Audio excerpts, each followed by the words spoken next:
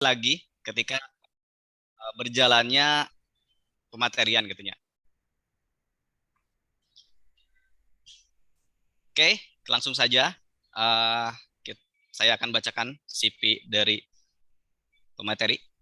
Silakan operator. Alhamdulillah. Nah, untuk pematerian pada acara Tablik Akbar sendiri oleh Bapak Ucef Auful Muntakimin, SPDI. Beliau adalah pengasuh Pondok Pesantren Nurul Huda, tempat tanggal lahir di Tasikmalaya, 13 Februari 1993. Kemudian ada kontak person. 87. Kontak person. Sebelum kontak person ada alamat. Beliau beralamat di Kampung Mekarwangi, RT 01, RW 03, Desa Mandalawangi, Kecamatan Salopa. Kemudian ada kontak person, nomor HP 0853 1815 1608. Kemudian ada email ucefauful@gmail.com. Kemudian ada IG, Instagram Ucef Auful, kemudian ada FB Ucef Auful M, kemudian ada channel YouTube, ada Arabik. Kemudian yang selanjutnya ada riwayat pendidikan dari pemateri kita. Yang pertama dari MI Talagong Asli pada tahun 1999. Kemudian ada MTSN Mandalawangi di tahun 2002.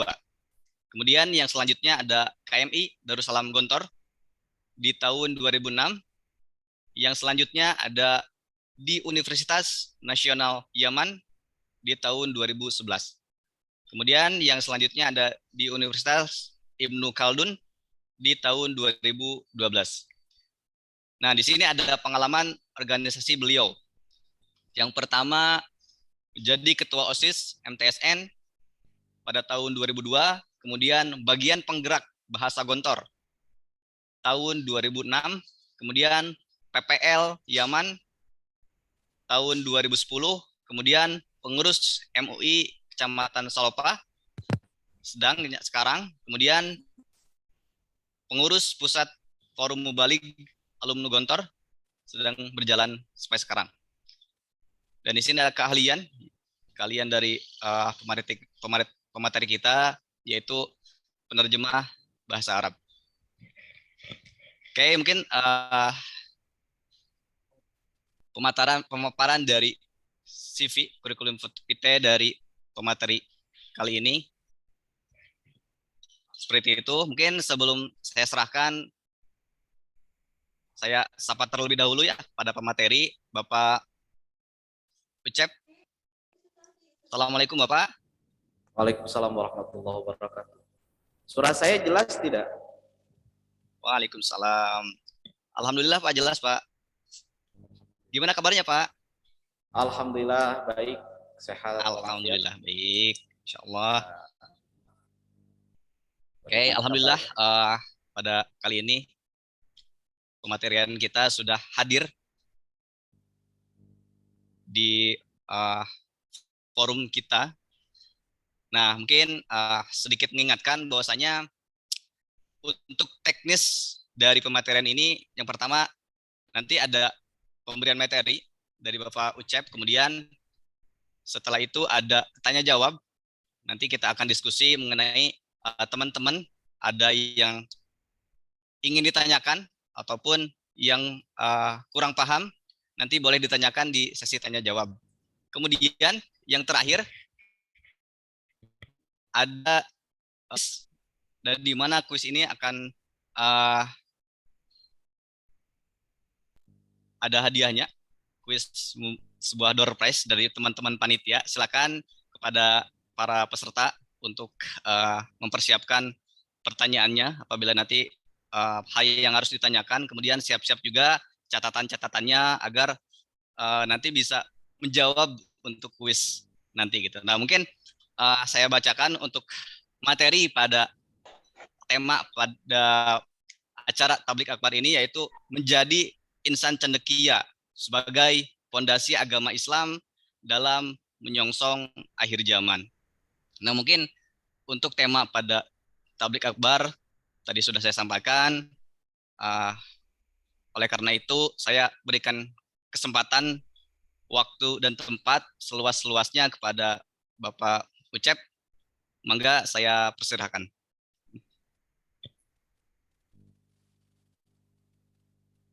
Bismillahirrahmanirrahim. Rabbi shrah li sadri wa yassir li amri wahlul 'uqdatam min lisani yafqahu qawli. Assalamualaikum warahmatullahi wabarakatuh.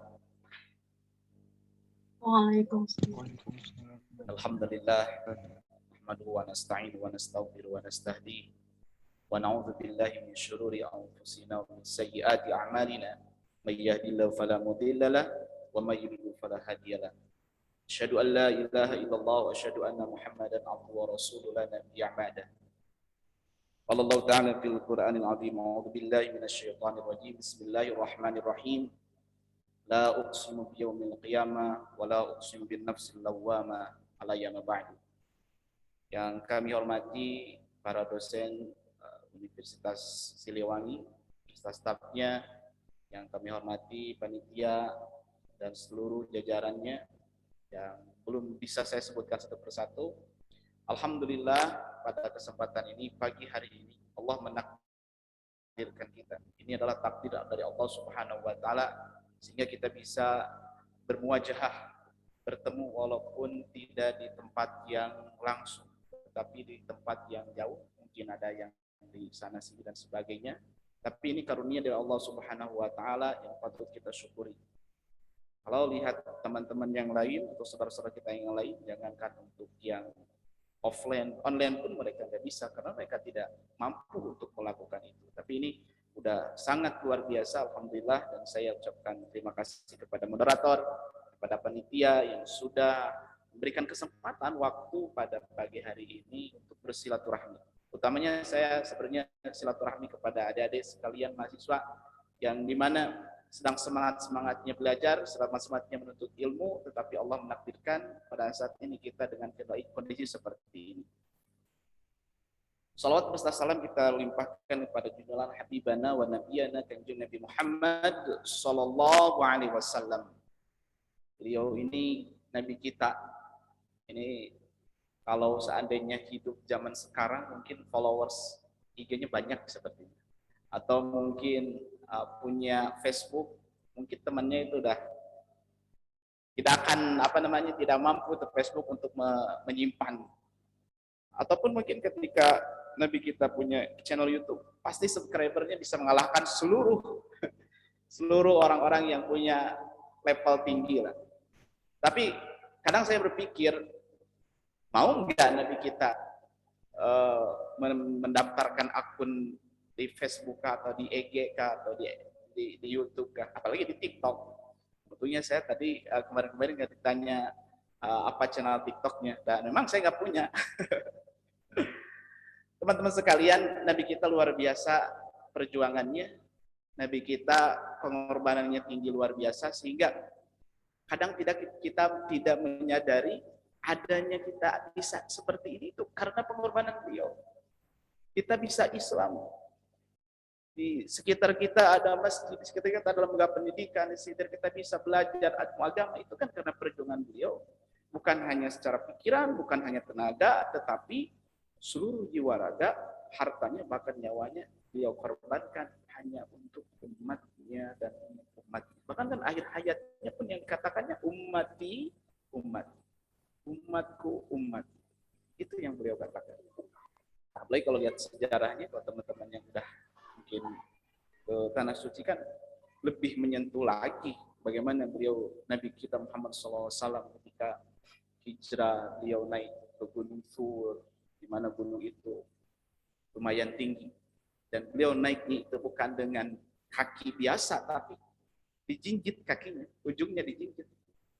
Kalau ada di sekalian ke sana ke Gunung Sur itu jalan biasa aja membutuhkan waktu 2 jam. Ini Nabi jalannya kan prosesnya dijinjit ujung kaki.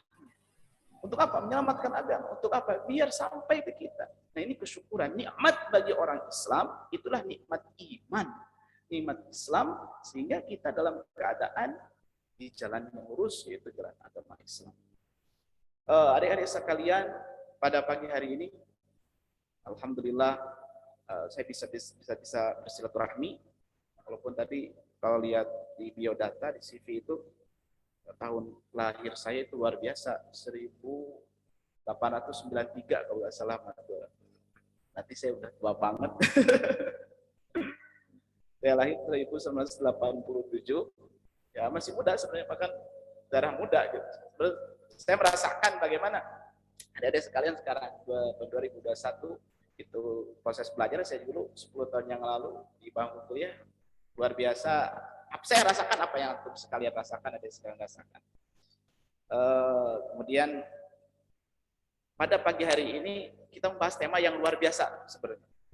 Menjadi insan cendekia, di ujungnya ada akhir zaman. Jadi pada intinya ini sudah masuk ke hadis Nabi, tetapi bukan menyongsong sebenarnya. Sebenarnya kita sudah di akhir zaman. Sebenarnya kita sudah benar-benar sangat akhir, bahkan super akhir. Gitu. Walaupun kita akhirnya itu berapa lama lagi, wallahu a'lam. Nah, silakan untuk dibuka ini PPT-nya. Saya lebih ringkas dari tema itu, saya buat judul prokes. Prokes, protokol kesehatan secara umum. Memang kalau secara umum kita sering mendengar namanya prokes itu protokol kesehatan. Tapi saya singkat, prokes itu protokol ke surga. Biar ingat aja. Jadi hari ini kita punya punya ilmu tentang bukan hanya kesehatan dalam prokes, tapi protokol ke surga. Apa yang dalam tema itu saya usahakan disampaikan di sini, dan memang poin-poinnya lebih banyak yang saya sampaikan, bukan hanya di di PPT ini. Bagaimana kita cerdas menjadi insan cendekia menghadapi hari yang pasti itu. Bismillahirrahmanirrahim, adik-adik sekalian. Kita mulai halaman pertama, masuk halaman pertama. Mohon diklik. Dalam pertama ini kalau nggak salah ada doa yang sering kita panjatkan.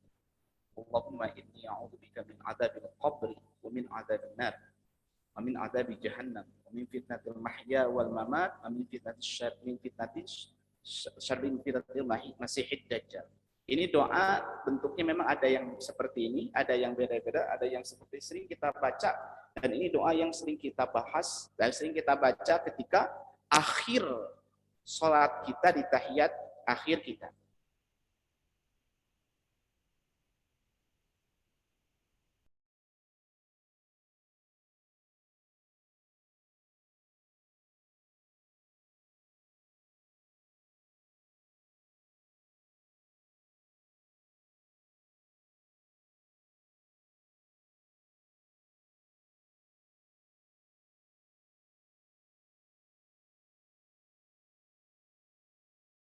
Mohon dilanjut.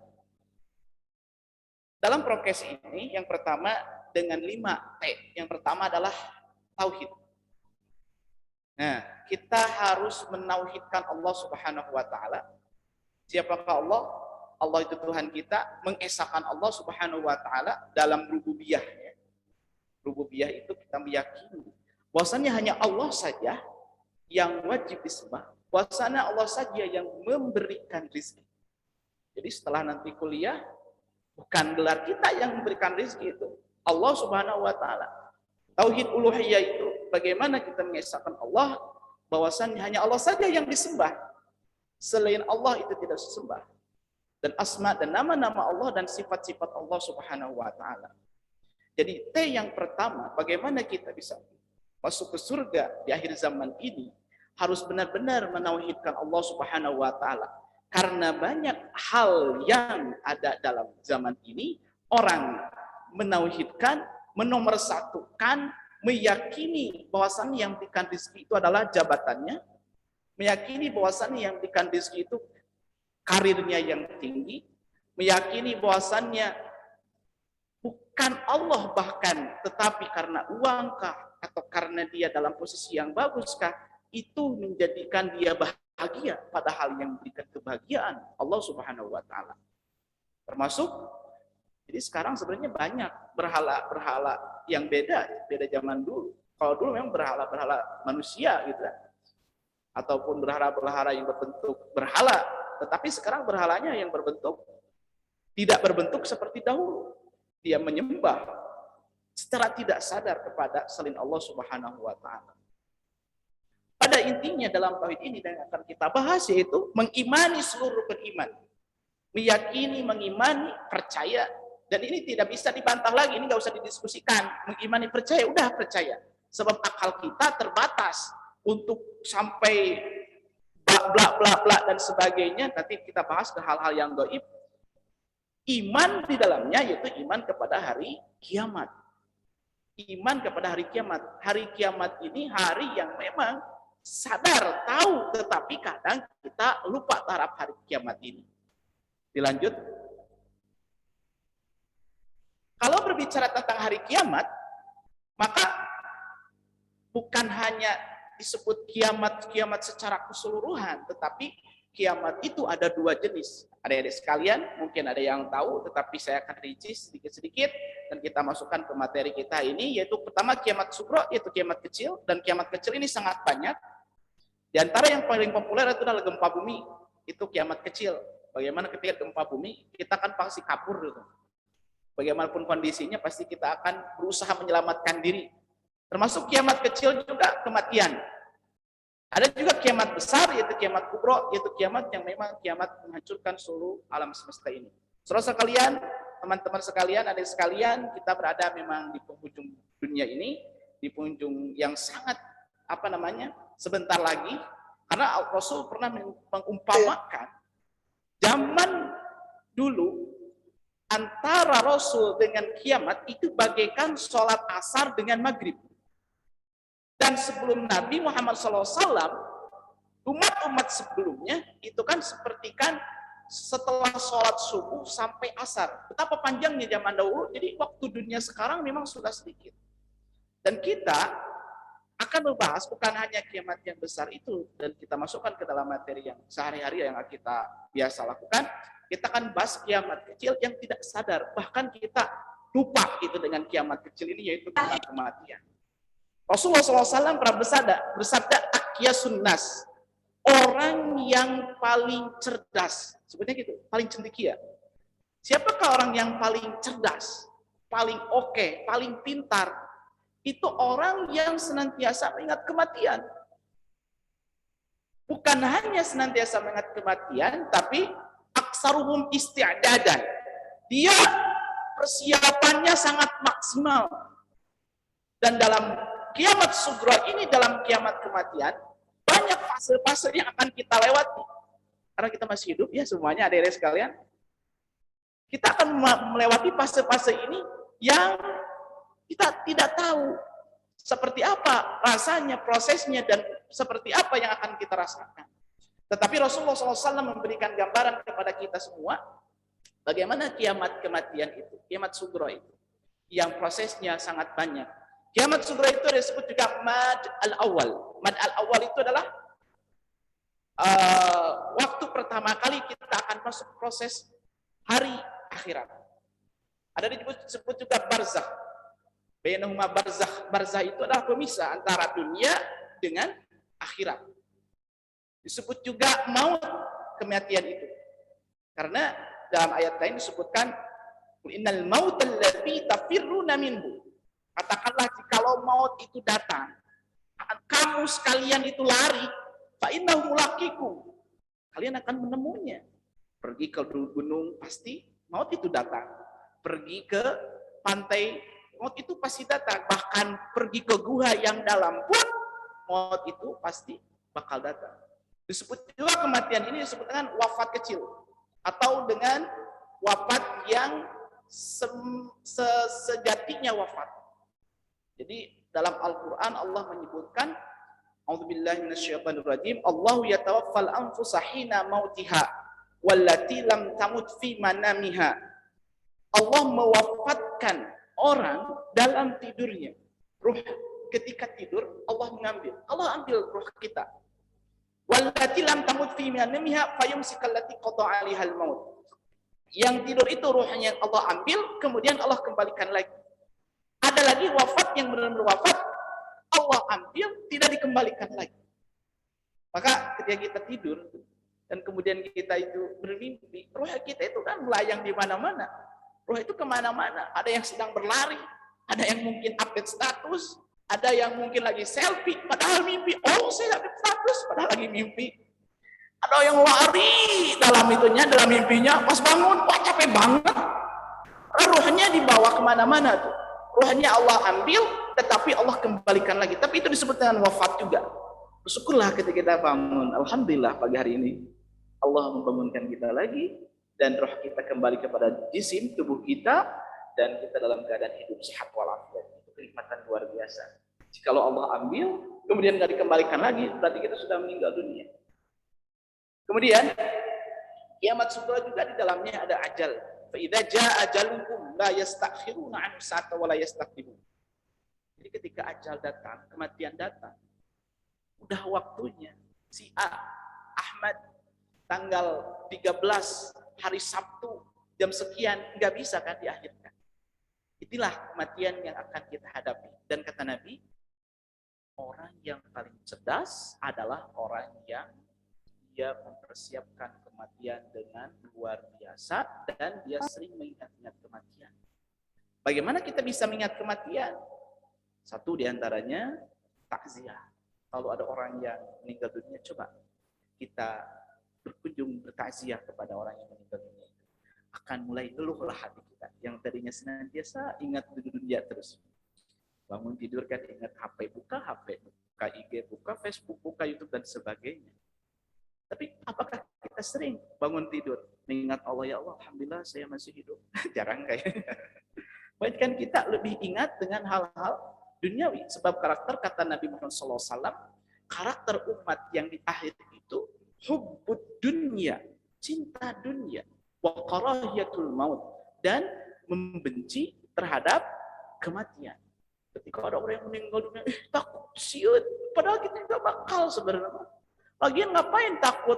Padahal dia itu nggak akan datang kepada kita. Dia juga butuh bantuan, butuh doa dari kita. Yang lagi viral kan sekarang itu yang kemarin ada artis yang meninggal dunia tuh. Kemudian ada yang ngeruqyah memanggil rohnya jin qarinnya katanya ataupun arwahnya. Itu sudah di luar tatanan ajaran agama Islam. Jangan sampai ada sekalian percaya bahwasanya roh orang meninggal dunia ketika dia keluar dari tubuhnya, Allah keluarkan, ada di sana ruh dibawa ke langit. Kalau rohnya orang mukmin, orang Islam dalam keadaan husnul khatimah, ketika dibawa ke langit, malaikat-malaikat yang dari langit akan mengatakan, betapa harumnya ruh ini, betapa luar biasa bau harum dari ruh ini. Kemudian malaikat itu membawa ke hadapan Allah dan kata Allah, simpan catatan amalnya di Eli. Kemudian kata Allah, kembalikan ke dunia, cepat-cepat kuburkan.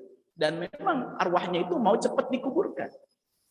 Beda lagi dengan ruh yang yang penuh dengan keburukan, ruh penuh dengan dosa dan kemaksiatan. Maaf, naudzubillah. Sekarang kita banyak menyaksikan dalam televisi. Si A meninggal dunia lagi minum oplosan. Bahkan naudzubillah di kota kita, kota Tasik, Kabupaten Tasik pun kejadian ini beberapa kali. Hal-hal ini kan su'ul khotimah disebutnya. Ataupun dalam keadaan buruk. Tidak ada kesempatan lagi dia untuk bertaubat. Atau ada orang yang meninggal dunia dalam perut wanita orang lain gitu kan. Ada zaman sekarang itu. Naudzubillah. Ditemukan di sebuah hotel bla bla bla bla, dia meninggal dalam perut wanita orang lain. Ketika dibawa ke langit, ruh ini, malaikat-malaikat yang ada di langit menentang betapa busuknya ruh ini. Betapa jijiknya ruh ini. Dan dihadapkan kepada Allah.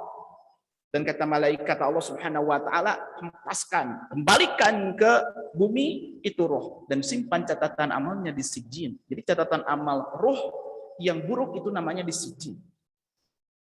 Dikembalikan roh itu kemana? Ke kubur. Dimasukkan ke alam kubur, tempat yang sempit. Tempat kita, sebenarnya rumah kita aslinya itu. Itu yang sempit luar biasa. Bahkan dihimpit, dalam hadis ini disebutkan dihimpitkan manusia itu di alam kubur itu. Datang malaikat menanyakan man rabbuka dan sebagainya, semuanya pasti ada dia tahu, hafalah, semuanya pasti menghafal itu. Tapi yang tidak ada jaminan, kalaupun dalam keadaan sul khatimah, dia dalam keadaan keburukan, ketika di akhir hayatnya itu dalam keadaan keburukan, maka hafalan itu gak bakalan ada, hafalannya bakal hilang. Hafalannya itu dengan sendirinya tidak ada. Secerdas apapun dia di dunia, IQ-nya tinggi, kemampuannya luar biasa, tetapi ketika sudah masuk ke alam kubur, amal catatan yang menjadi dasar dia bisa menjawab pertanyaan-pertanyaan itu. Dan ketika seorang mukmin bisa menjawab, malaikat mungkar dan nakir menanyakannya, dia akan merasakan nikmat yang luar biasa. Bahkan orang syahid itu, adik-adik sekalian, orang syahid itu akan melihat surga. Bahkan akan sebagian merasakan surga. Termasuk orang soleh juga. Beda lagi dengan orang yang kafir, orang yang dalam keadaan kufur, dalam keadaan maksiat, maka ketika dalam dalam kubur sudah merasakan panas-panasnya api neraka. Nah, maka dalam keadaan itu ketika dalam kubur, orang-orang yang meninggal dunia, ada dua kategorinya. Satu, orang mukmin dia akan berdoa, ya Allah cepatkan kiamat, ya Allah cepatkan kiamat. Kenapa? Karena dia sudah tahu bahasanya ketika kiamat terjadi akan merasakan namanya surga yang asli. Surga yang memang di dalamnya penuh kenikmatan. Beda lagi dengan orang yang kafir, orang yang dalam keadaan maksiat. Ketika dalam kubur apa doanya? Ya Allah, jangan ada kiamat, jangan ada kiamat. Dia takut luar biasa karena ketika dalam barzah saja dalam kubur, dia sudah luar biasa nyeri, siksanya sudah kerasa, atau mukaddimahnya atau awal-awal api neraka itu sudah keras. Begitulah keadaan orang ketika dalam kubur. Maka ketika Nabi pernah kan lewat sebuah kuburan, ternyata kata Nabi, ini sedang disiksa. Sebab Nabi tahu apa orang itu sedang disiksa ketika lewat kuburan. Tapi kita nggak tahu. Kalau kita tahu bisa mendengar orang yang sedang siksa dalam kubur, mungkin kita bakal takut. Kenapa? Sahabat bertanya, kenapa ya Rasulullah dia disiksa?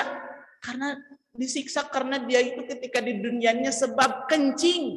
Jadi di antara siksa alam kubur yang paling banyak adalah karena baul atau kencing.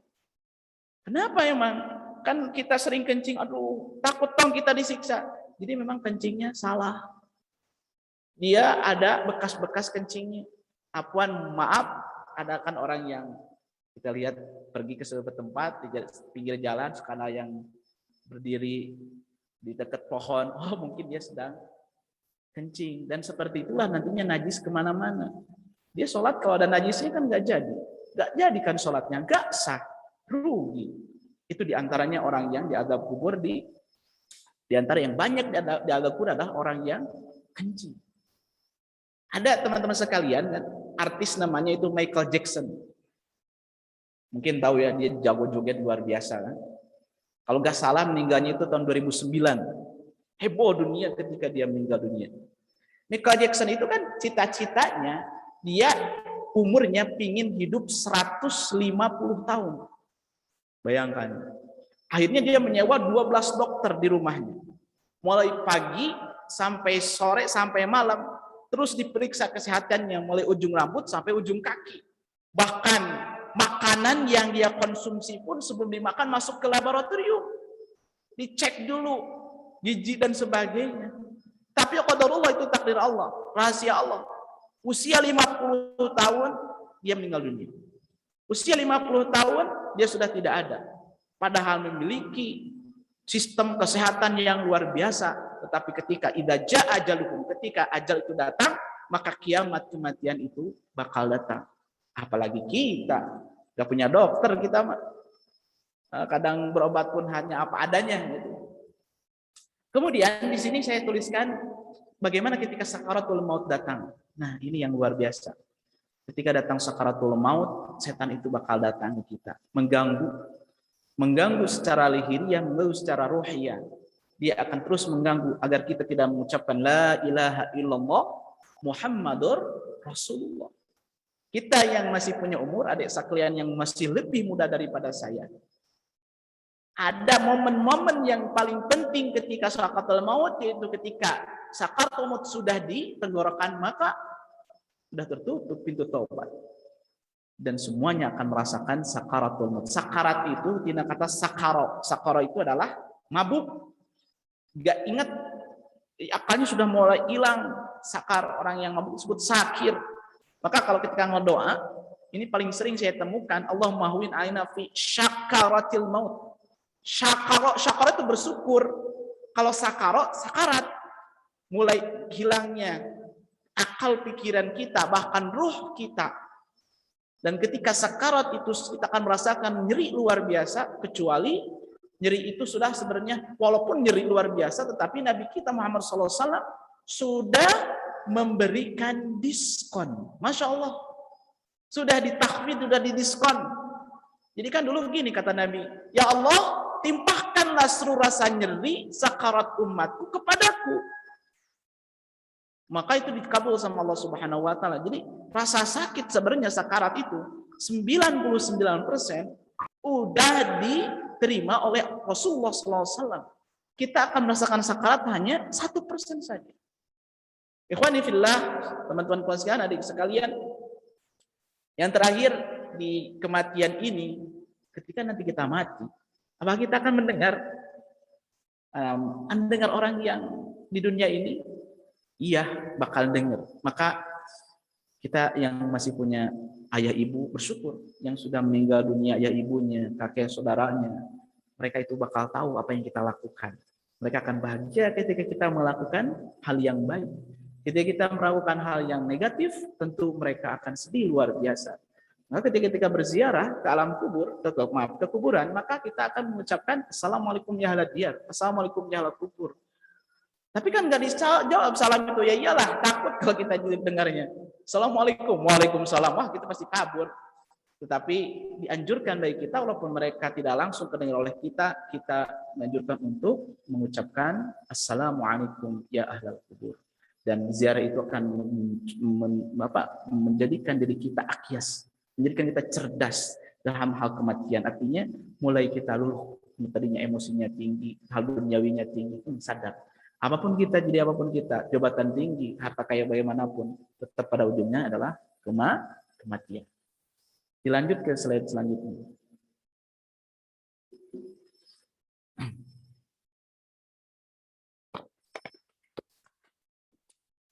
Yang lain mungkin akan saya ringkas-ringkas saja, dan kita akan menghadapi kiamat yang sangat besar, yaitu kiamat kubro. Dan Allah ini memberikan kepada kita warning, memberikan kita banyak hal peringatan, di antaranya dalam surat Al-Qiyamah. A'udzubillahi minasyaitonirrajim. Bismillahirrahmanirrahim. La uqsimu biyaumil qiyamah. Aku bersumpah dengan hari kiamat. Wala uqsimu bin nafsil lawamah, dan aku bersumpah dengan nafsul lawamah, ayasabul insanu allan najma'a idhamah. Orang-orang menyangka manusia itu tulang belulangnya tidak akan dikembalikan lagi. Bala qadirina, tetapi kami mampu ala an nusawwiya banana, untuk menyambungkan lagi bahkan ujung jari. Teman-teman sekalian, kalau lihat zaman sekarang, namanya sidik jari udah di mana-mana. Di HP, buka HP pakai sidik jari. Kemudian kita membuat KTP pakai sidik jari. Kalau ada sekalian keluar negeri kan buat paspor pakai sidik jari. Kemudian kalau kita di ijazah, itu pasti sidik jari. Kelihatannya sidik jari itu berbeda kelihatannya, tapi sebenarnya kan, kelihatannya sama, tapi sebenarnya kan berbeda atas satu, si A dengan si B, si C dan sebagainya. Bahkan polisi kan bisa mengungkap kejahatan itu diantaranya karena sidik jari. Allah menyebutkan dalam Al-Quran, jangankan tulang belulang, jangankan daging, jangankan mata, sidik jarinya saja tuh yang di depan kamu itu loh, akan kami kembalikan semuanya seperti sedia kala, dan tidak akan berpisah ataupun berbeda-beda satu sama lain, akan kembali sama. Jadi teman-teman sekalian, namanya kiamat, nanti kita mati dan kemudian Allah membangkitkan lagi, semuanya akan dikembalikan oleh Allah Subhanahu wa taala, bukan hanya Bukan hanya tulang belulang, bukan hanya mata, tetapi sampai sidik jarinya. Ketika kita hidup semuanya, Allah Subhanahu wa taala menguji kita berbagai macam ujian, dan kita akan dibangkitkan, dan itu akan kelihatan amal kita. Bagaimana ujian itu kita bisa menghadapinya, seperti sekarang ya.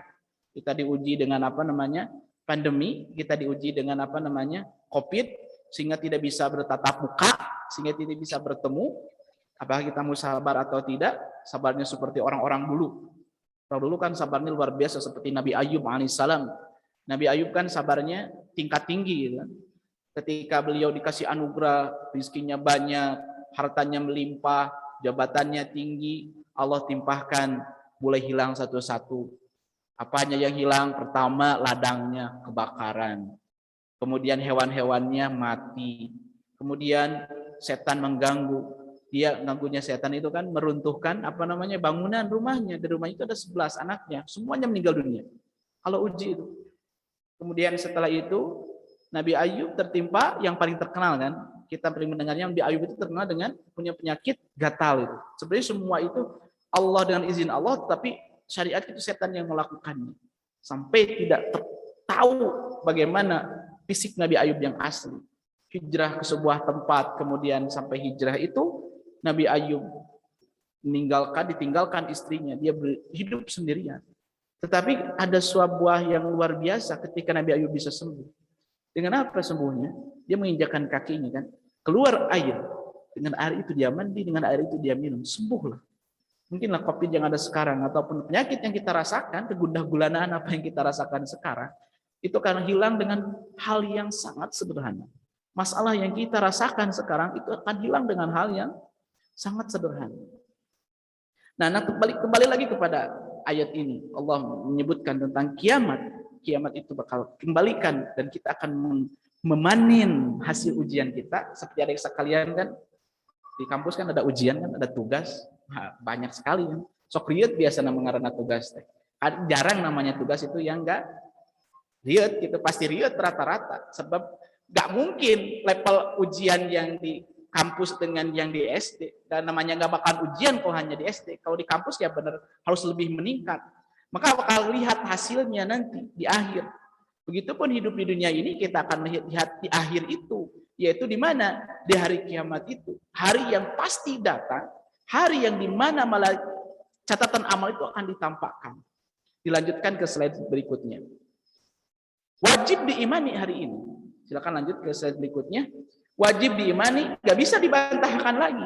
Bahwasannya hari ini pasti ada. Tetapi Allah memberikan kepada kita warning di surat Al-Anbiya. Yaqtaraba lin-nasi hisabuhum wa hum fi ghaflatin mu'ridun. Udah dekat kok.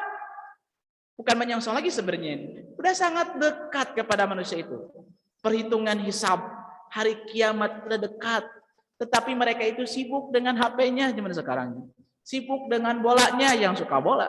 Sibuk dengan motornya yang suka dengan motor, sibuk dengan dengan aksesorisnya yang suka aksesoris, dengan glowing dan sebagainya. Mereka lalai dengan itu. Jika ada Allahu Akbar, semuanya lebih sibuk, kagok nanti gitu kan. Apalagi sekarang dunianya semakin banyak gitu kan, yang suka game dia lalai dengan game. Padahal sudah dekat loh kata Allah, sudah dekat gitu. Manusia banyak yang lain ghaflah. Di sini sebutkan ghaflah. Ghaflah itu adalah lalai. Ghaflah itu dia itu tidak mempedulikan. Bahkan disebutkan lagi mu'ridun. Mu'ridun itu berpaling. Enggak peduli. Enggak ada yang ngobrol kebaikan, bodo amat. Gue lolo bakal bahasa ininya kan. Padahal udah dekat loh kata Allah. Kiamat yang sugro udah sangat dekat, kiamat kubro itu semakin dekat juga. Kematian udah makin dekat. Taruhlah umur kita sekarang mungkin 20-an ya. Kira-kira masih hidup nggak nanti 2200? Kayak enggak. 2100 ada sih. Jadi mungkin bisa dihitung. Orang-orang lalai. Orang sibuk dengan hal duniawi. Orang yang dagang sibuk dengan dagang. Yang main bola sibuk dengan main bolanya. Orang lalai dengan hal duniawi. Padahal kata Allah, udah dekat loh. Ma yatihim min dzikrim min rabbihim mudatun illa istamahum yal'abun. Setiap diturunkan kepada mereka ayat-ayat. Ini ayat tafsirnya banyak. Bisa ayat-ayat secara jelas lahiriah, yaitu ayat Al-Quran. Bisa juga ayat tanda kekuasaan Allah. Ketika diturunkan oleh kami, yaitu COVID, itu tanda ayat kebesaran Allah Subhanahu Wa Taala. Ketika diturunkan oleh kami bencana, illastama'u, hanya mendengarkannya biasa-biasa saja lah, COVID, gitu kan? Lah penyakit ini dan sebagainya, lah gempa dan sebagainya, nanti dia enggak, wahum jal'abun, enak aja main-main, main game dan sebagainya, sibuk dengan hal duniawi.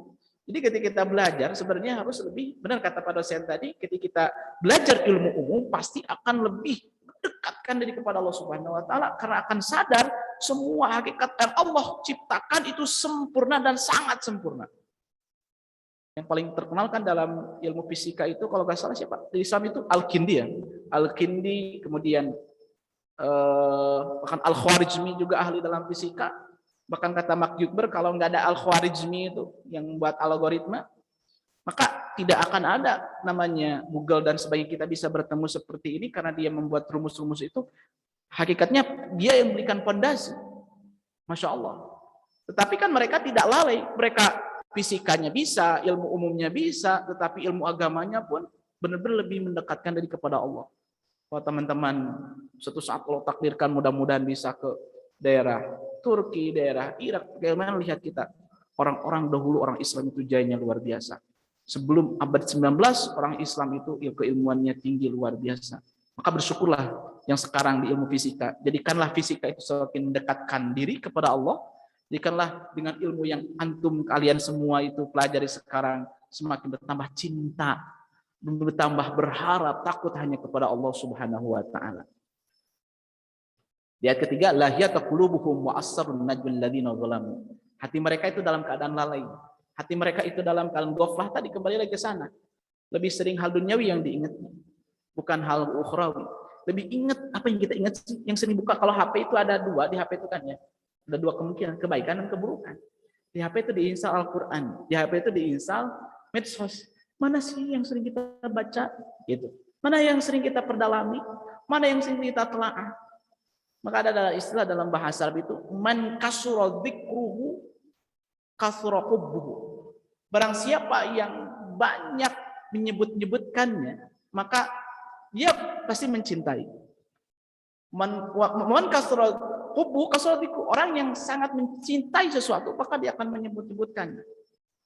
Ya, sering kita sebutkan apa dalam yang keluar dalam mulut kita. Yang keluar dari tangan kita kan sekarang bukan hanya mulut yang bisa berbicara, sebab tangan itulah yang kita cintai. Harusnya kita harus lebih mencintai Allah Subhanahu Wa Taala daripada itu semua kalau hal duniawi. Silakan lanjutkan. Bahkan di dalam surat Al-Qamar Allah menyebutkan iqtarabas sa'atu wa syaqqal qamar. Sudah dekat loh Al-Qamar, syaqqal qamar, terbelahnya bulan. Dulu kan bulan pernah terbelah kalau nggak salah 2 kali. Dan Rasulullah SAW membelahnya itu di Jabal Qubais, itu dekat dengan Masjidil Haram. Rasul membelahnya dan orang menyatakan itu sihir loh. Itu sihir.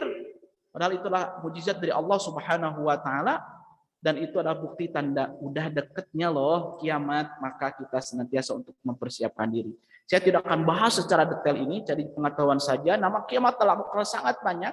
Ada yang menyebutkan 18, ada yang menyebutkan 20. Ini pengetahuan saja bagi kita. Saking pentingnya hari ini Allah memberikan nama-namanya yang beda-beda. Ada namanya kiamat. Kiamat itu di surat Al-Qiyamah. Surat khusus tuh, surat Qiyamah. Namanya ada Yaumuddin dalam surat Al-Fatihah. Ada Yaumul Hasr dan sebagainya. Yaumut Tanadfas dan sebagainya. Sangat banyak dalam Al-Quran. Zilzalah dan sebagainya. Kenapa kira-kira Allah memberikan nama-nama yang banyak untuk satu kejadian? Karena saking pentingnya hari itu. Orang lalai padahal Allah ingat-ingatkan. Contohlah kita dalam kehidupan sekarang hari-hari. Untuk mengingatkan orang pakai masker, kan, membuat slogan protokol kesehatan dan sebagainya. Pemerintah membuat flyer kah ataupun spanduk dan sebagainya, itu kan bukan hanya satu jenis. Banyak. Saking pentingnya itu menjaga kesehatan, saking pentingnya itu menjaga protokol kesehatan, akhirnya dibuatlah dengan berbagai macam bentuk. Agar apa? Orang ingat. Allah menyebutkan dalam Al-Quran nama-nama kiamat yang berbeda-beda yang sangat banyak agar kita ingat bahwa kita akan kembali loh. Kita tidak selamanya yang hidup ini masih umur 20 tahun nggak akan selamanya. Sebentar loh 20 tahun itu bakal 30, 40, 50 dan sebagainya. Mati semuanya, bakal kembali kepada Allah. Kita itu hanya titipan, tangan titipan, kaki titipan, mata pun titipan. Kata Allah, kenapa yang aku titip itu dipakai untuk kemaksiatan? Kenapa lo aku berikan mata itu kamu nonton yang nggak benar-benar? Kenapa aku berikan tangan kamu itu ngetik yang menjadikan seorang itu marah, hasut, dengki dan sebagainya? Itu kan sudah menjadi tanda bahwasanya kita tidak bersyukur kepada Allah Subhanahu wa taala. Kalau ingatkan dalam Al-Qur'an dengan berbagai macam nama ini sama intinya itu hari akhir, hari kiamat yang akan kita tempuhkan, kita jalani. Silakan dilanjutkan. Karena waktu kita kan terbatas. Pembahasan sebenarnya banyak, tapi saya akan meringkas saja. Kiamat kubro, adik-adik sekalian, ini tidak bisa dibantah lagi, tidak bisa diskusikan lagi, sudah pasti semuanya. Diutusnya Nabi Muhammad SAW, wafatnya Nabi Muhammad, penaklukan Baitul Maqdis. Baitul Maqdis itu Masjidil Aqsa yang sekarang dikuasai oleh Israel, dan ini pasti di akhir zaman akan dikuasai oleh orang Islam. Ini nggak bisa dibantah, cuma kan prosesnya beda-beda. Ataupun ada proses. Kemudian kematian akibat tabah yang kita rasakan sekarang di antara tanda kiamat-kiamat yang akan terjadi itu. Saling berlomba-lomba meninggikan bangunan. Ini terkena dalam hadis yang disampaikan oleh Umar bin Khattab radhiyallahu anhu ketika beliau dengan sahabatnya itu duduk, kemudian datang ada seorang, dan seorang itu datang pakai pakaian putih, rambutnya sangat hitam, tidak ada bekas berjalannya, karena di Arab kan kalau berjalan itu ada bekas, karena dia di bawahnya itu apa? Pasir. Datang kepada Nabi Muhammad dan Umar sedang bersama kanjeng Nabi Muhammad SAW dan menanyakan mata sa'ah, kapan kiamat itu. Nabi kan nggak tahu. Yang ditanya dengan nanya sama-sama nggak tahu. Tetapi yang nanya itu, akhbirni an amaratiha. Kasih tahu kepada saya. Kasih tahu kepada saya bagai tanda-tandanya. Antalil amatu rabbatha wa antalul fatal uratil ala tari asyaya tatawuluna bunyan. Rasul menyebutkan 14 abad yang lalu bahwasanya tanda kiamat yang jelas bakal kelihatan adalah yatatawaluna fil bunyan, panjangkung-jangkung bangunan, tinggi-tinggi bangunan. Oh, gitu ya. Sekarang kita lihat yang tinggi bangunan di mana? Kan adanya di Arab, Burj Khalifa. Yang mungkin udah ke sana ngelihat gitu kan. Tingginya banget 800 meter. Padahal dulunya mereka itu orang-orang yang miskin. Itu tanda-tanda kiamat yang sangat jelas. Ya, saya tidak akan bahas secara detail, ini hanya pengetahuan saja. Dan ini tidak bisa dibantah lagi. Kalau kita meragukan bahwasanya Masjidil Aqsa sekarang yang dikuasai oleh Yahudi itu tidak akan bisa sama kita. Mereka kan canggih teknologi yang dibantu dengan Amerika. Keislaman kita mungkin harus dipertanyakan, harus diperbaiki lagi. Terbangunnya masjid-masjid mewah udah banyak. Maraknya kasus pembunuhan, udah. Anak membunuh ibu, ibu membunuh anak, ayah membunuh istri, ayah membunuh istrinya, istri membunuh anak. Itu kan kasusnya sudah banyak. Silakan lanjut ke slide selanjutnya. Ini tentang kiamat kubro dan tandanya sudah banyak terjadi. Terus lanjut. Minuman sudah sangat aneh-aneh kan, bukan hanya minuman saja. Dulu enggak ada sabu-sabu, sekarang ada sabu-sabu. Kemudian saya akan membahas satu yang sering kita bacakan, yaitu Masihid Dajjal. Yang tadi di awal, Allahumma inni a'udzubika min adzabil qabri wa min adzabin nar wa min fitnatil mahya wal mamat wa min fitnatil Masihid Dajjal. Fitnah sebelum kiamat yang besar terjadi adalah fitnah Masih Dajjal. Dajjal yang mana? Dajjal yang memang sudah diciptakan oleh Allah Subhanahu wa taala, dan ada dajjal yang pura-pura dajjal. Jadi dajjal palsu itu memang ada, dan memang dajjal yang asli itu bakal ada. Fitnahnya sangat besar. Apa fitnahnya itu? Ujian bagi seorang itu sangat besar. Ketika datang ke dunia selama 40 hari, orang yang dalam keadaan mukmin imannya lemah.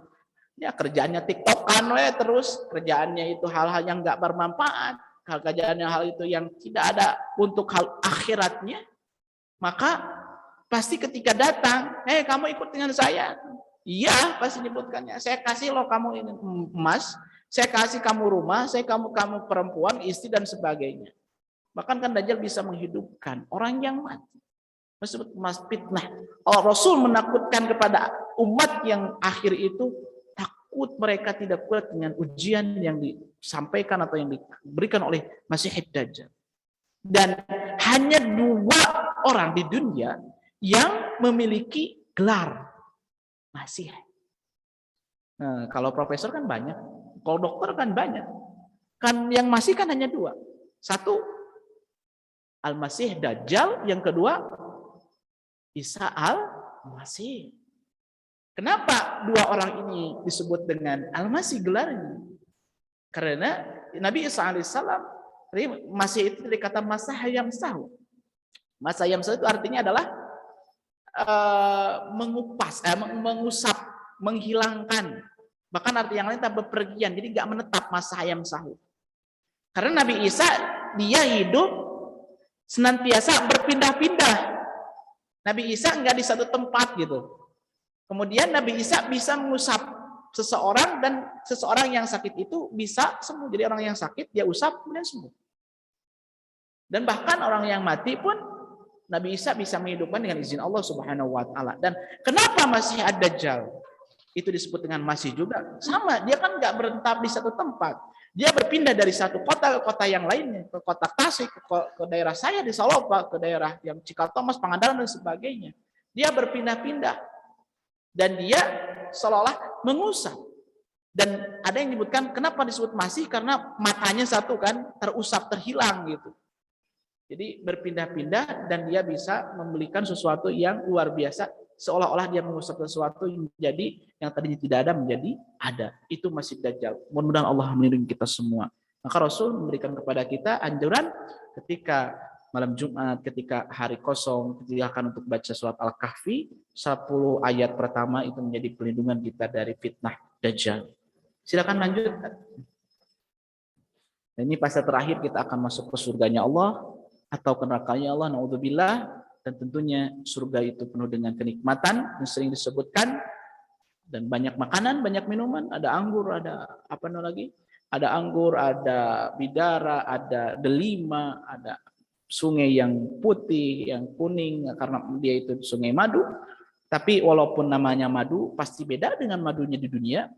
Hanya namanya saja. Kurma di dunia itu beda dengan kurma yang ada di surga. Anggur yang ada di dunia yang sekilanya mungkin sekarang 40.000 itu bakal beda dengan rasanya yang ada di surga, karena itu sekuat kenikmatan surga sesuatu yang tidak akan terbayang oleh kita semua. Beda lagi dengan neraka yang penuh dengan siksa, dan ringannya siksa neraka kita hanya 1 orang. Siapa? Paman Nabi Abu Thalib. Paman Nabi Abu Thalib paling ringan dia siksanya itu. Memakai sendal dari api neraka, kemudian otaknya itu bergelopak gitu. Karena Nabi kan sangat sayang kepada pamannya itu, dia ikut saja terus dalam diri dakwah Nabi, ternyata akhir hayatnya keganggu sama setan. La ilaha illallah, setan datang, Abu Jahal dan teman-temannya, jangan ucapkan la ilallah, akhirnya dia tidak mengucapkan la ilallah.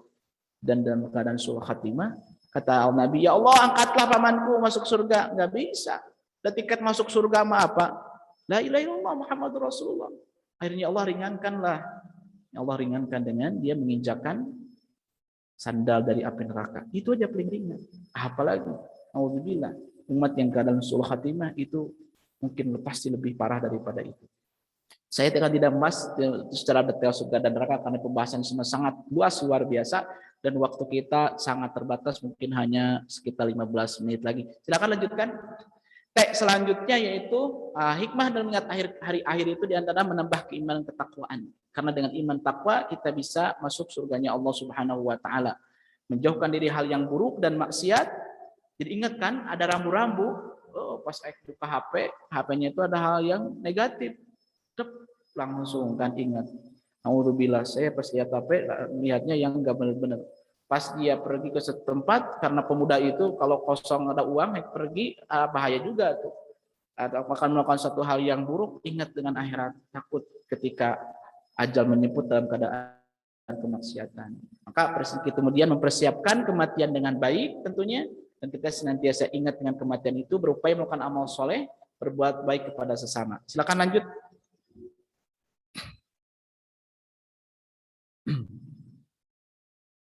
Yang kedua yaitu taat. Ya, protokol ke surganya itu yang kedua taat. Taat itu adalah Islam. Islam itu taat, berserah diri, pasrah. Kata Allah jangan, ya udah jangan gitu. Kata Allah lakukan, ya lakukan. Itu orang yang taat. Jangan pilih-pilih. Seorang muslim hendaknya dia itu berserah diri kepada Allah Taala, mengikuti ajaran Islam dengan taat. Kata Allah, wala taqrabuz zina.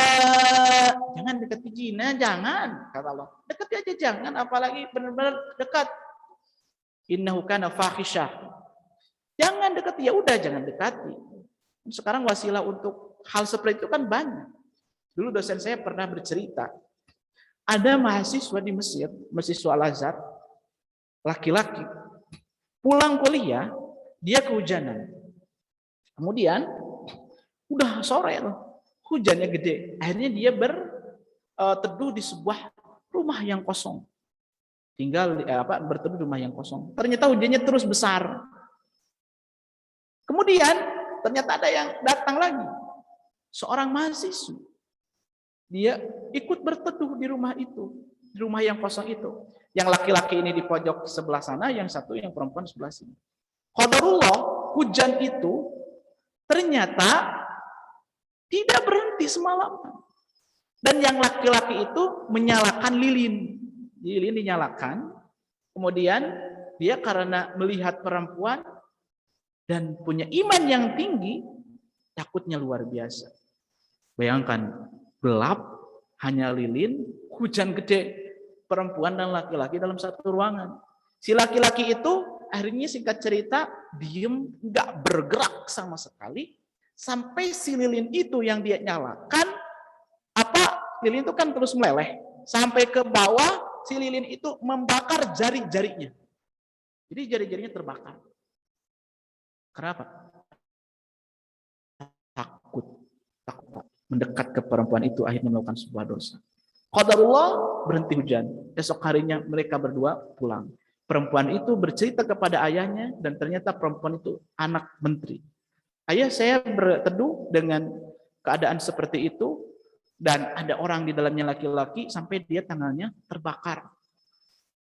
Akhirnya si ayahnya itu, seorang menteri itu, suatu saat bertemu dengan orang itu. Karena tahu jari-jarinya terbakar si mahasiswa itu.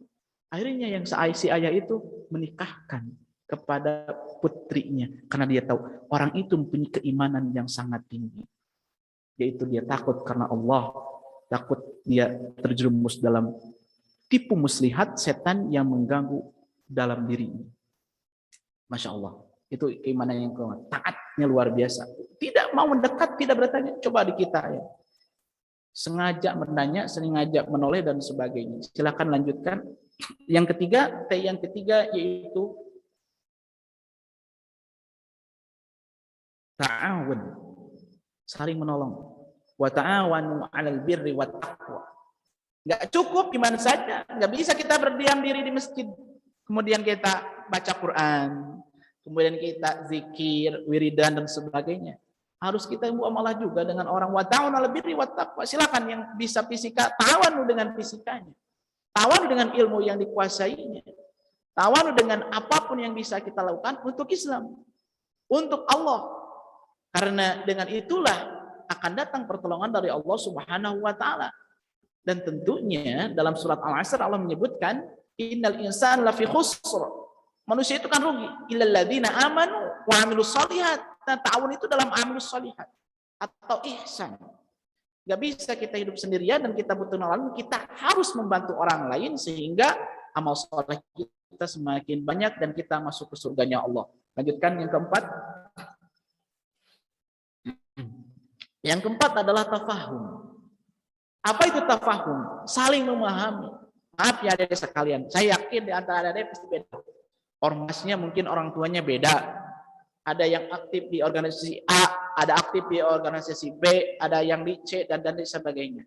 Selama Ahlus Sunnah wal Jamaah, kita harus saling memahami.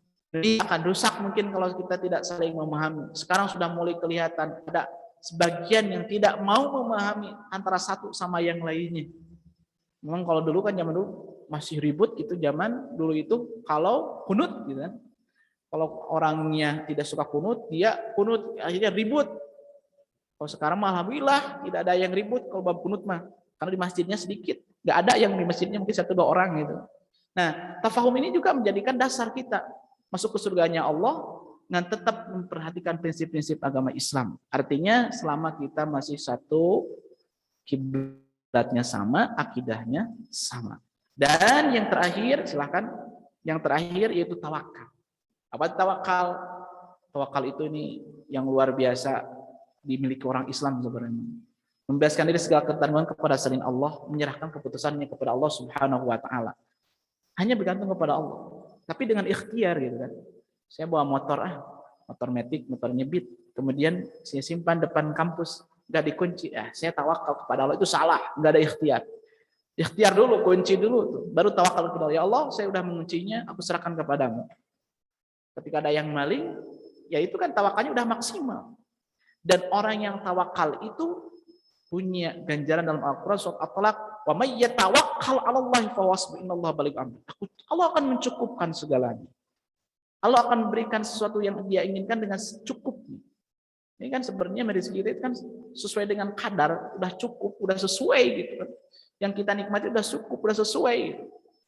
Nah, orang mukmin, orang muslim itu di antara proses untuk masuk ke surganya Allah harus dibangun dengan tawakal. Jadi nomor 1, nomor 2 tadi saya sampaikan adalah iman dengan Islam. Nomor 3, 4, dan 5 itu adalah ihsan. Sebenarnya masih bisa ditambah ini yang ke-6. Yang kena T ke-6 itu sebenarnya bisa, yaitu ta'aruf. Ya, jadi sekalian mungkin nanti satu saat nanti ta'aruf gitu. Ada sekalian. Mudah-mudahan Allah memberikan jodoh yang saleh dan salihah, orang-orang yang baik, yang berikan yang membawa ke jannahnya, ke surganya Allah Subhanahu wa taala. Bukan hanya barang saja di surga di dunia, tetapi kita bisa bersama-sama dengan saudara kita, dengan keluarga kita ke surganya Allah. Itu yang T yang terakhir mah itu antum sekalian saja itu mah, yaitu ta'aruf. Mudah-mudahan bermanfaat apa yang saya sampaikan. Mohon maaf kalau ada kekurangan.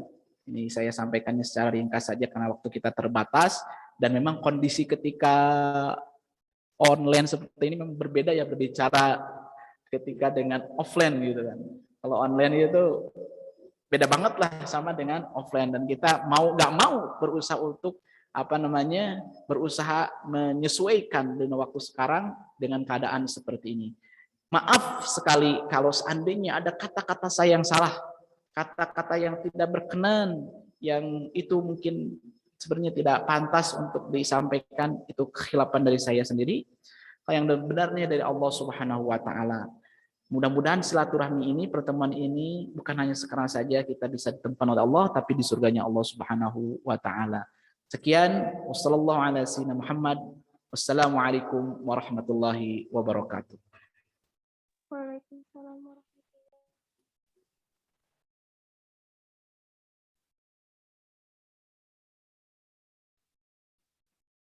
Kembalikan ke moderator.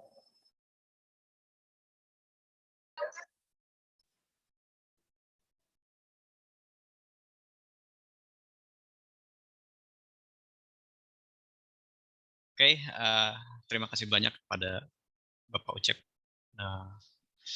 sudah memberikan materi yang memang sangat bagus sekali, dan memang ini yang kita wajib ketahui dan kita butuhkan. Memang di zaman-zaman sekarang, di zaman-zaman yang memang banyak sekali hal-hal yang sulit untuk kita atasi. Dan memang benar tadi yang sudah disampaikan oleh Bapak, sudah seharusnya kita benar-benar membedah diri gitu ya. Benar-benar kita untuk membentengi diri dari hal-hal yang memang sering terjadi pada lingkungan kita. Nah, mungkin pada sesi pematerian sudah selesai, dan mungkin untuk pada saat sekarang dilanjut kepada sesi tanya jawab kepada teman-teman peserta. Silakan untuk raise hand terlebih dahulu untuk bertanya mengenai materi yang tadi disampaikan. Barangkali ada yang ingin ditanyakan ataupun hal-hal yang perlu disampaikan. Silakan kepada teman-teman untuk raise hand. Saya disilakan.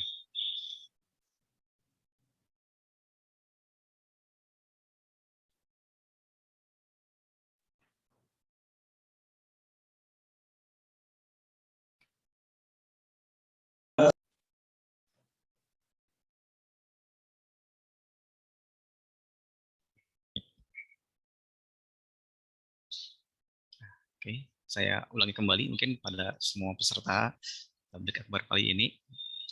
Barangkali dari pemaparan tadi yang ada yang memang kurang jelas ataupun yang harus dipertanyakan, silakan ditanyakan pada sesi tanya jawab kali ini. Silakan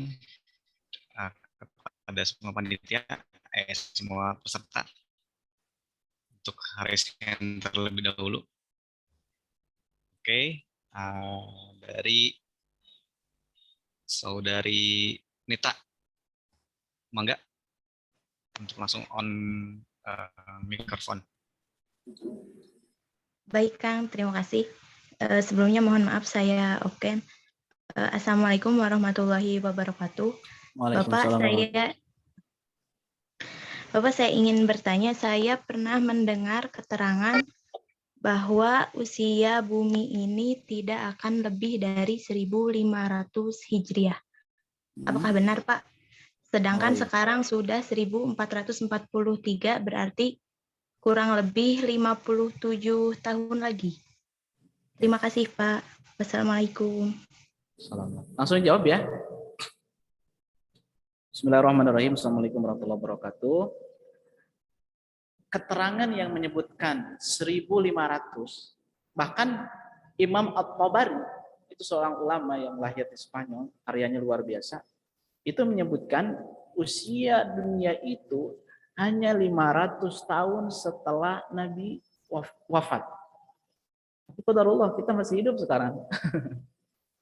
Kemudian ada ulama lain menyebutkan usia dunia itu hanya 1400 tahun. Itu ulama Islam menyebutkan. Qadarullah, kita sudah 1443 Hijriah ini masih ada, masih hidup.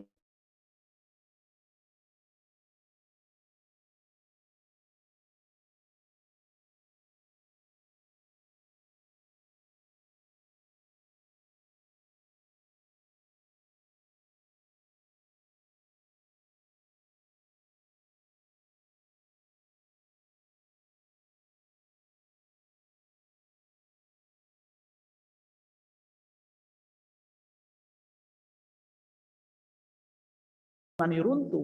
Kalau orang sudah mempergunakan tahun 2000-an, 24, 25, 26, 2030 mungkin ada yang baru. Ada orang pembaru, ada suatu hal yang baru di dunia. Maka kita lihat sekarang ada sebenarnya mukadimahnya dari pandemi ini. Atau kalau mau lihat tanda kekuasaan Allah yang saya melihat sendiri per 10 tahun lah. Tahun 2001 saya melihat keadaan dunia itu kiamat sugro, dengan terjadinya WTC, World Trade Center yang ada di New York itu kan runtuh. Dunia waktu itu langsung berubah. Orang Islam langsung dicap radikal teroris sampai sekarang. 2011, 10 tahun setelah itu, ada kejadian yang luar biasa di luar nalar. Arab Spring, kacau dunia Arab, Mesir. Terjadi demo besar-besaran Tunisia, awalnya Tunisia, kemudian Mesir, kemudian Libya, kemudian Yaman, kemudian Suriah, dan sekarang Lebanon. Kacau tuh 2011, bahkan sebagian sampai sekarang. Per 10 tahun tuh ada kiamat-kiamat yang terjadi, dan itu sebutnya malhamah. Dan saya merasakan, saya tersendiri menjadi korban waktu itu karena dievakuasi oleh KBRI dari Yaman waktu itu karena memang sudah sangat parah. 2020 itu kan ada kejadian luar biasa meluluh lantakan seluruh dunia, yaitu COVID ini. Orang nggak bisa bepergian, orang semua terbatas semuanya. Jadi per 10 tahun itu sebenarnya sudah ada tanda-tandanya. Bahkan mungkin per 100 tahun mungkin, tapi kalau waktunya kita nggak bisa menentukan dan kita tidak bisa diyakini. Akhirnya nanti kita itu masuk ke dalam hal yang membahayakan ke dalam akidah. Naudzubillah. Wallahu a'lam bishawab. Silakan. Terima kasih Bapak. Tadi jawabannya sudah sangat lengkap sekali. Barangkali dari Nita sudah cukup untuk jawabannya. Iya, baik Kang, sudah. Terima kasih. Terima kasih. Mungkin untuk lanjut saja ke pertanyaan selanjutnya. Di sini ada Saudari Julia yang sudah resen. Silakan Saudari Julia. Baik, terima kasih. Assalamualaikum warahmatullahi wabarakatuh. Waalaikumsalam warahmatullahi wabarakatuh. Izin bertanya, kan setelah kematian itu ruh langsung dibawa ke langit dan dikembalikan lagi ke kubur ya. Nah, bagaimana tanggapannya kalau kita itu contohnya bermimpi ada keluarga kita yang sudah meninggal datang kepada kita. Nah, apakah itu memang ruh dari beliau atau bagaimana ya? Mungkin sekian. Wassalamualaikum warahmatullahi wabarakatuh. Assalamualaikum warahmatullahi wabarakatuh. Pertanyaan yang sangat bagus. Bismillahirrahmanirrahim. Apakah ketika kita mimpi dan kita mimpi dengan orang yang udah meninggal dunia itu adalah ruh yang benar-benar meninggal dunia dan kita bertemu dengan itu, gitu kan pertanyaannya. Nah, dari sekalian tadi saya sampaikan Allahu yatawaffal anfusa hina mauta. Kan roh kita itu ada dua jenis. Ada yang benar-benar diambil dikembalikan lagi, ada yang diambil nggak dikembalikan lagi. Yang ketika tidur itu adalah diambil kemudian dikembalikan lagi. Hal yang gaib kita tidak tahu kecuali dari ada riwayatnya, yaitu dari Al-Quran, dari hadis, dari Nabi Muhammad, kemudian di sini adalah para ulama. Saya membaca sebuah kitab karangan At-Tabari tentang itu, tentang tadhkirah, tentang kiamat, tentang termasuk kematian. Beliau menyebutkan dalam kitab itu, ketika kita tidur, kemudian kita itu bermimpi dengan orang yang meninggal dunia, itu bisa saja kita bertemu dengan ruh yang meninggal dunia itu. Dengan izin Allah, Allah mempertemukan. Itu catatannya. Tapi pertanyaan selanjutnya, bisa saja yang kita ketemu dalam mimpi itu setan yang menjelma menjadi bentuk wujud orang yang meninggal dunia itu. Maka kembalikan kepada diri kita dulu. Sebelum tidurnya baca doa tidak? Sebelum tidurnya punya wudhu tidak? Gitu. Dalam keadaan sehari-hari itu dalam keadaan melakukan banyak amal baiknya tidak. Kalau seandainya melakukan amal baik, kemudian kita itu punya wudhu dan baca doa dan terjaga secara lahiriah, insya Allah mungkin kemungkinan besar Allah mempertemukan dengan ruh yang meninggal dunia itu. Dan biasanya ruh yang meninggal dunia itu, ketika kita bertemu dengannya itu biasanya ingatnya lama loh biasanya. Ingatnya lama. Karena mimpi itu kan ada mimpi yang dari Allah, artinya Allah memberikan mimpi itu, ada mimpinya dari setan, dan mimpi hanya bunga tidur. Mimpi dari Allah tentunya karena kita dalam keadaan baik, melakukan amal baik, terjaga dalam keadaan memang amal soleh kita terjaga, dan dari setan itu ternyata memang mimpi yang menakutkan baik kita ataupun yang melemahkan iman kita. Itu. Jadi mungkin tidak, mungkin, tapi dengan izin Allah. Dan kembali kepada kita juga, dan memang biasanya mimpinya itu bermakna, bukan hanya sekedarnya saja.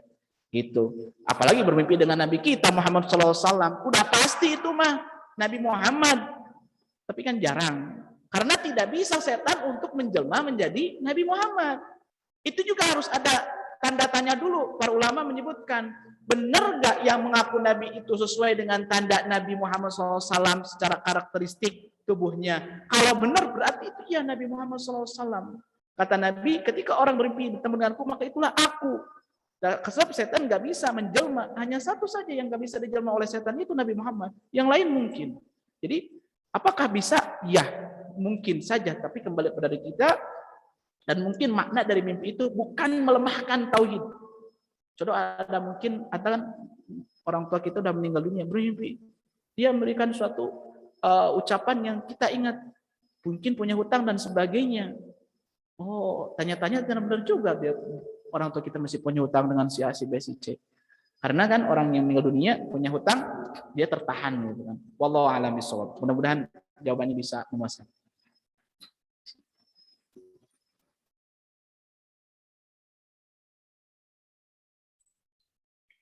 Oke, terima kasih Pak yang sudah menjawab. Mungkin dari Julia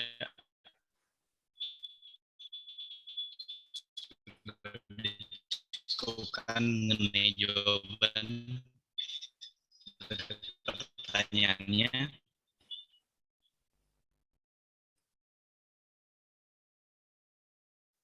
Terima kasih Kang sudah.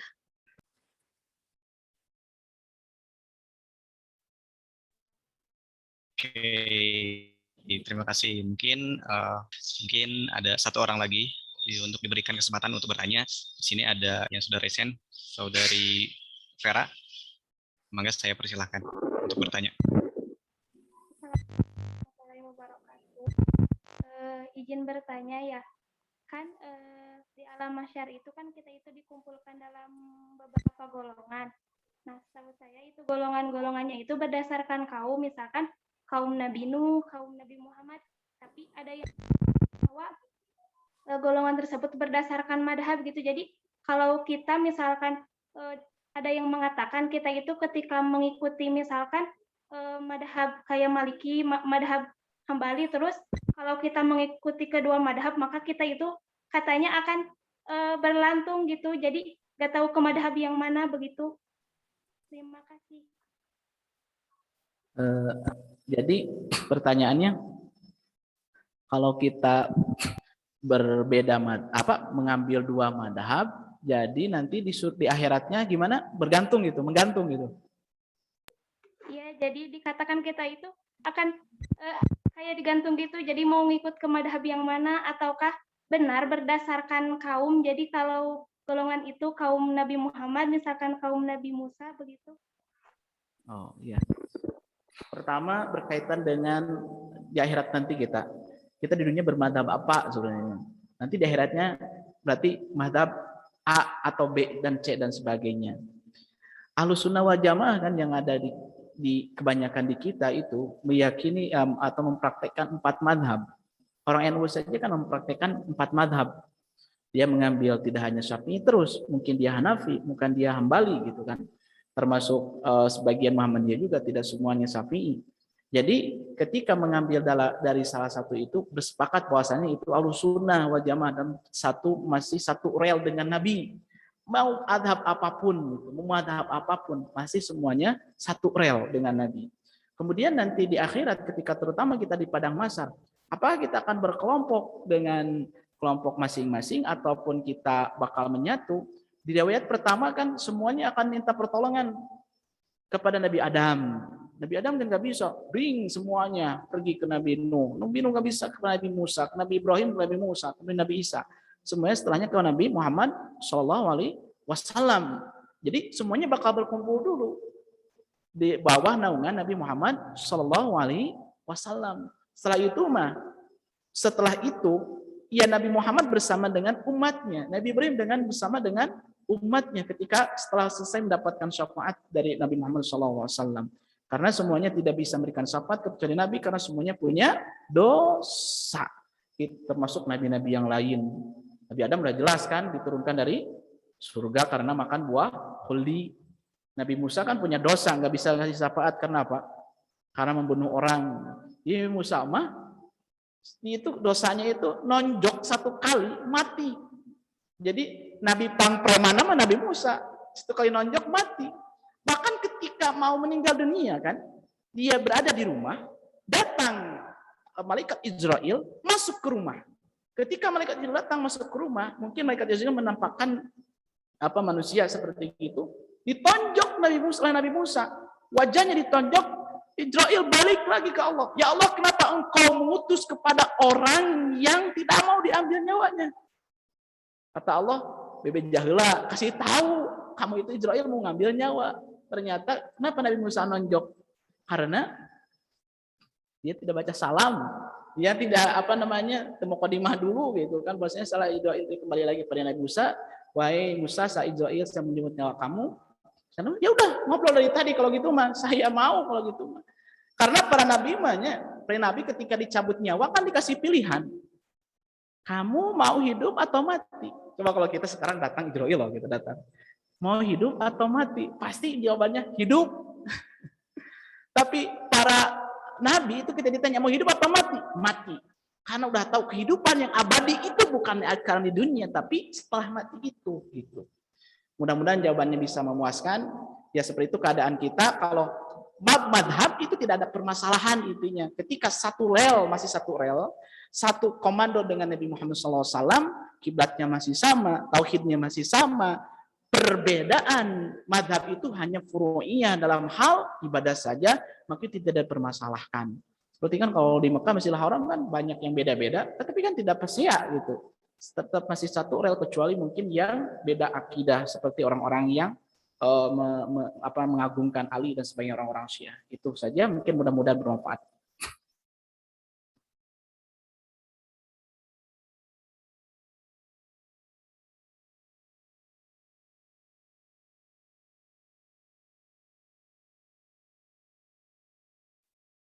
Oke, terima kasih Bapak. Barangkali sekarang udah cukup dari jawabannya. Alhamdulillah sudah.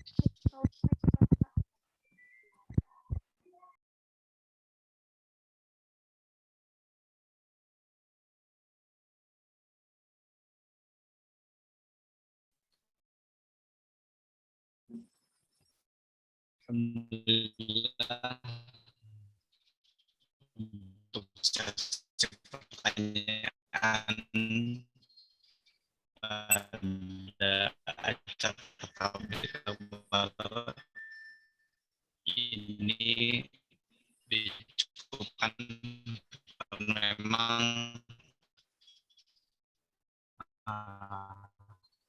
terkendala oleh waktu juga, mungkin ya udah habis waktunya, mungkin teman persiapkan nih.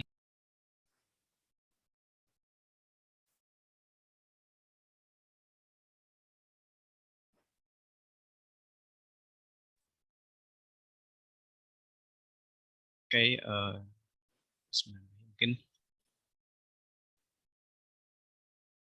untuk sesi pertanyaan dicukupkan. Nah, mungkin untuk sekarang dilanjut kepada kuis, di mana teman-teman semua tadi sudah dipaparkan materi yang sangat luar biasa oleh Bapak Ucep. Nah, untuk sekarang ada sesi kuis, nanti untuk teknisnya dari Bapak Ucep sendirinya memberikan beberapa pertanyaan. Nah, mungkin nanti langsung saja oleh teman-teman raise hand untuk yang ingin dijawab ini. Mungkin saya serahkan kepada Bapak mungkinnya pertanyaan-pertanyaan yang akan disampaikan kepada para peserta dan nantinya untuk dijawab gitu. Boleh 3 pertanyaan atau 3 pertanyaan. Mangga Bapak. Yang ngasih pertanyaannya saya ya? Mangga Bapak, boleh. Oke. Yang pertama, dia ada hadiahnya ini ya. Ya Pak, ada door prize untuk teman-teman yang sudah menjawab dengan benar. Oke. Pertanyaan pertama, prokes bukan saja singkatan dari protokol kesehatan, tetapi juga protokol ke surga. Sebutkan 5T protokol ke surga. Oke, itu ada banyak yang raise Pak. Tuh. Silakan Pak, boleh ya pilih siapa yang boleh menjawab.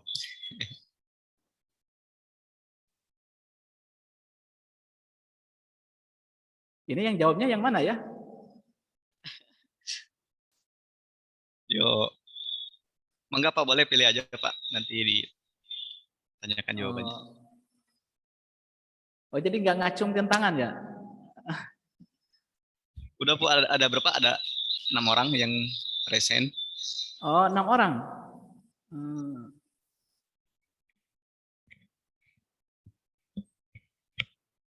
Oke lah, sama ini aja, sama penitia yang mana aja tuh. Silakan. Oke, kalau gitu ada di sini ada 6 orang. Mungkin pilih Cici Nabila, silakan dijawab pertanyaannya. Tadi 5 protokol ke surga apa aja? Baik, Assalamualaikum warahmatullahi wabarakatuh. Waalaikumsalam warahmatullahi wabarakatuh. Perkenalkan, saya Cici Nabila Sunia, izin menjawab Pak. Jadi 5T protokol ke surga itu yang pertama ada tauhid, lalu taat, lalu ada ta'awun, tafahum, dan tawakal. Ya, betul. Jawabannya betul. Selamat kepada Cici Nabila. Mungkin nantinya mengenai door prize-nya silakan hubungi dari para panitia biar nantinya diberikan door prize-nya. Oke, selamat. Jawabannya benar.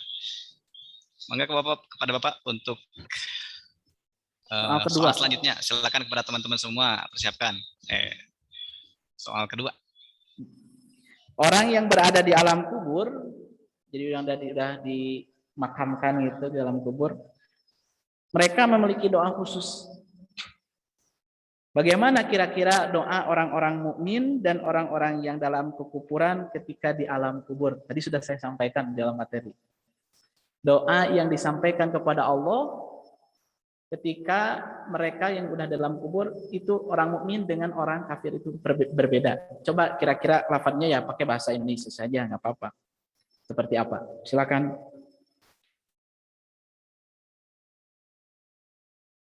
Oke, tadi pertanyaannya sudah disampaikan. Silakan saudari Vera, mangga jawab. Bagaimana orang mukmin doanya dan bagaimana orang kafir doanya? Izin menjawab, doa orang mukmin ketika sudah di dalam kubur itu, dia itu berdoa agar cepat-cepat terjadinya kiamat, agar dia dapat merasakan kenikmatan surga. Kemudian kalau doa orang-orang kafir itu, mereka berdoa agar tidak terjadinya kiamat, supaya mereka, karena mereka sudah tahu bahwa mereka akan merasakan siksanya atau pahit, atau dahsyatnya siksa neraka. Seperti itu. Ya, betul. Jawabannya betul. Hadiahnya dari panitia. Alhamdulillah jawaban dari saudari Vera betulnya. Nanti untuk door prize-nya boleh dihubungi kepada panitia. Oke, untuk soal yang terakhir Bapak, mangga. Oke. Dipersilakan. Soal yang terakhir. Siap-siap dari teman-teman semua langsung resen. Terakhir, di dunia ini hanya ada 2 orang yang memiliki gelar Al-Masih, yaitu Isa Al-Masih dan Masih Ad-Dajjal. Apa arti dari Al-Masih di sana? Tadi saya sampaikan kan? Ada yang bisa jawab? Oke, itu ada yang resen 1 orang. Saudari Julia, silakan. Assalamualaikum warahmatullahi wabarakatuh. Izin menjawab. Waalaikumsalam warahmatullahi wabarakatuh. Tadi Al-Masih itu jadi yang tidak menetap, jadi berpindah-pindah tempat. Contohnya Dajjal dari satu kota ke kota lain gitu. Dan Isa juga berpindah dari satu tempat ke tempat yang lain, dan Dajjal juga bisa dikatakan Al-Masih karena matanya juga satu gitu. Jadi mengusap apa menghilang gitu satu. Mungkin sekian. Oke, cukup jawabannya benar. Benar jawabannya. Alhamdulillah, insyaallah. Memang jawabannya benarnya mungkin dari para peserta benar-benar sangat antusias sekali menyimak pematerian dari kegiatan tabligh akbar ini. Mungkin dikarenakan memang pertanyaan terbatas, kemudian kuisnya juga memang sudah selesai. Barangkali mungkin di lain kesempatan kita adakan lagi mungkin. Nah, mengenai pematerian cukup sekian tadi pemaparannya sudah. Mungkin dari para pemenang tadi yang pertama ada Cici, ada Vera, kemudian ada Julia. Nanti untuk hadiah bisa dihubungi kepada panitia. Oke. Mungkin izinkan saya untuk memberikan sedikit kesimpulan dari pematerian kali ini.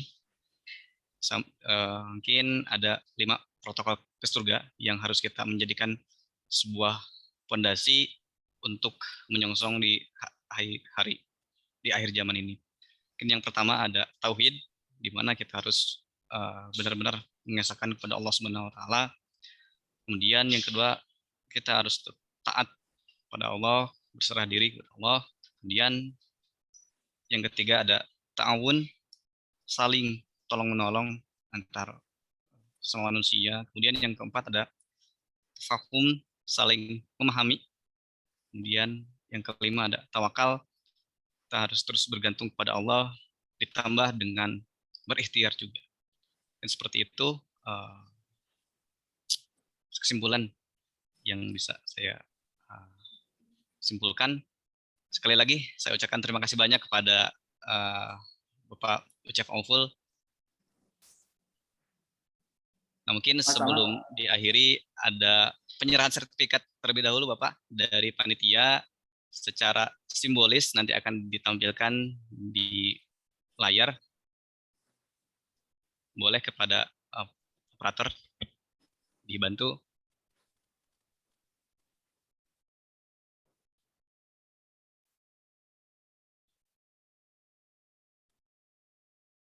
Nah, mungkin ini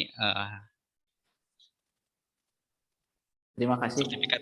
Sangat terima kasih untuk Bapak Ucep Auful Mutakimin sebagai materi pada acara tablik akbar pada hari ini. Terima kasih banyak. Jazakallahu khairan katsir.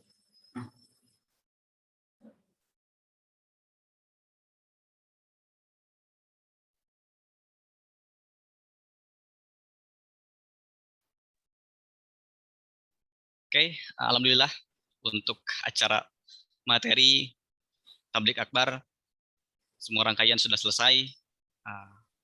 Untuk itu saya sekali lagi ucapkan terima kasih banyak kepada Bapak Ucep yang sudah memberikan banyak ilmu yang mudah-mudahan para peserta, para panitia, dan kita semua untuk dapat mengamalkannya, mengaplikasikannya ilmu-ilmu yang sudah tadi disampaikan. Mungkin dari saya mohon maaf apabila ada kesalahan, ada salah-salah kata, mohon maaf. Yang sebesar-besarnya saya Imam Tanur Najaruddin pamit undur diri. Assalamualaikum warahmatullahi wabarakatuh. Waalaikumsalam warahmatullahi wabarakatuh. Terima kasih Bapak. Sama-sama.